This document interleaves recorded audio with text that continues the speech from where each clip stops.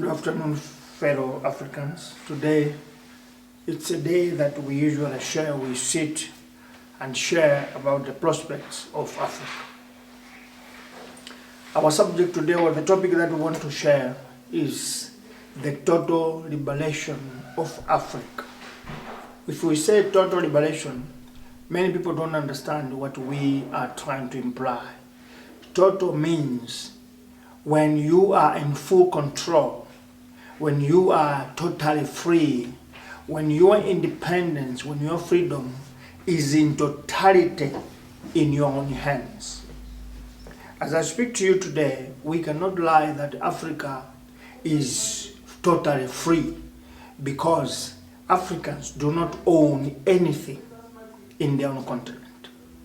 Starting from the economy, land, social life, even development is not owned by Africans. What we do is that we are workers, we are employees, we are servants of those that colonized us, of those that took power of us, of those that occupied us. Therefore, we cannot lie that we are totally free.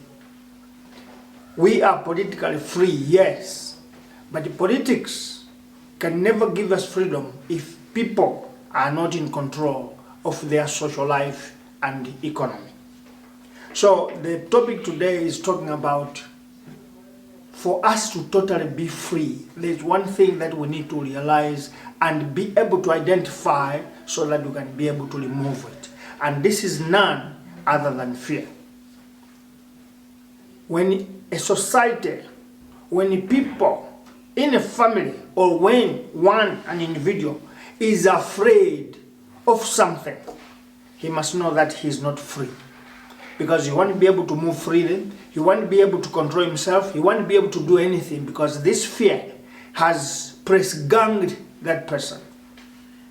So Africa is press-ganged by the word fear. So we cannot lie to stand up and say we are free or we are totally free. We are not. Therefore, today it's our subject, it's our topic to share why is Africa still behind? Why is Africa still backward? Why is Africa not free totally? One of the elements, and the major one, is fear. We are afraid of something we don't know. And I will say something about fear in my own history of experience. Sometime in 1980, there was an outbreak of cholera, a disease of cholera. And the government by that time in my country, they were distributing medicines that would be put in water so that people should be saved from this killer disease cholera. My mother and me, our history, we come from the poorest. And this time, we are not afraid of anything, not even a disease. What we were ready was, we can die, it doesn't matter. Because it doesn't matter for us to live or to die, because we are the poorest. So by this time, government was distributing medicines all over in societies in my country. My mother said, this is our chance for us to use this so that we can die. And when we die, it's done, because we are suffering. In this case, my mother taught me not to be afraid. Therefore, we denied to receive the medicine of cholera that we could put in our water. And I will tell you this, we were drinking that water without being given or put the medicine, and I will tell you today, we didn't die. My mother died in 2005 with another disease. That was 1980. This is the power of removing fear. Most of the problems that we face in Africa is because we are afraid. We face them because we are afraid. We fear something that we don't know. And this is the difference today. Today there's COVID-19 that has devastated the whole Africa. Locked down, business closed, social life closed, everybody confined. But I will say something here. People that are mad people that are on the streets, they have not been given any measures or maybe confined in another tent or somewhere. They have just been left. Government did not take care of them. They are still loitering in the streets, sleeping under the bridges, moving on the streets, without even knowing that there's coronavirus. But there's no government in Africa that has reported that how many people have died of COVID-19. The power of having no fear. This explains that fear on its own, it has confined us, has enslaved us, has made us poor. Because at times we fear something that we don't know. Therefore, it is the same with Africa. Africa has chained herself because of fear. If we ask governments and people, stakeholders, what are you afraid of? They will not tell you. But in the process, land of Africa is owned by foreigners. In the process, the economy of Africa is owned by foreigners. Power itself is owned by those from outside Africa. This is one thing that we must ask ourselves. Why do we let these things happen? If you ask those people that sit in higher places where laws are made, they will tell you that we are afraid. You are afraid of what? They will not explain. If we ask Europeans today that, tell us, you Europeans, are you threatening Africa? They will tell you that no. We moved from that time of, they call the agreement or the protocol of donation. Now it's called partnership in development.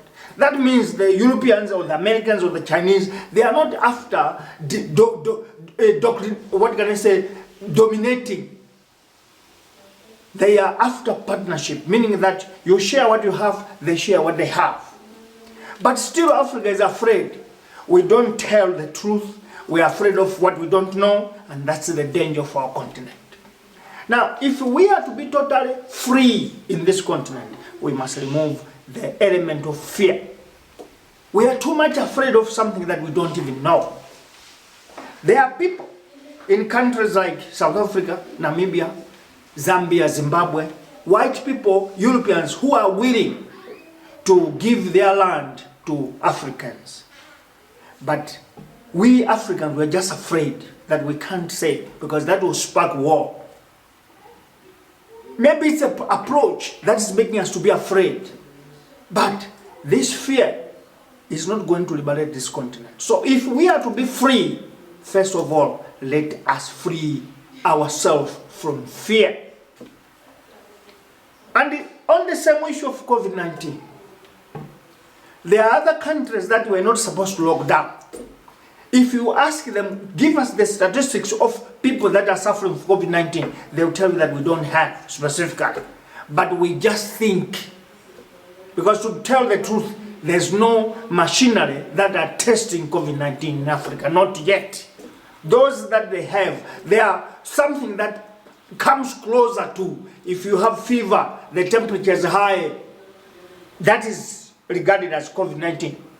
But that is not specifically true, because in this winter, some are suffering from fever, malaria, flu, colds.